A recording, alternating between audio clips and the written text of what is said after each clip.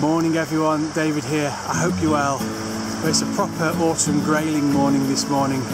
Nice bit of frost on the car before I set off to the river. And for anyone who's just starting off fly fishing, especially for grayling, I'm just going to quickly run through what the caddis is, where it's found, and some of the flies that we use to imitate it. There are many different species of caddisfly, all hatching at different times of year with their own unique looks and characteristics. Although grayling will rise to the dry fly, it's probably the underwater stage of the caddis that's of most interest to grayling anglers. If you start to turn over a few rocks from the stream bed, you will find the case of the caddisfly larva, built with small pebbles, sand and gravel from the bottom of the riverbed. The caddisfly follows a distinct life cycle. Successful grayling anglers will be able to imitate all stages of the life cycle with an artificial fly. Most caddis will build a case from small bits of detritus they find at the stream bed.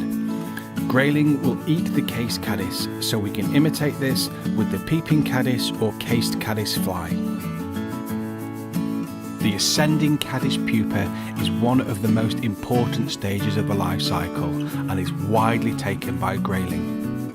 Two of my most successful flies for this stage are the Hydropsyche larva and the Czech olive nymph. The caddis then emerges out of the water. The emerging stage is very important and is widely taken by grayling. One of the most famous flies that copies the emerger is of course the Klinkhammer Special.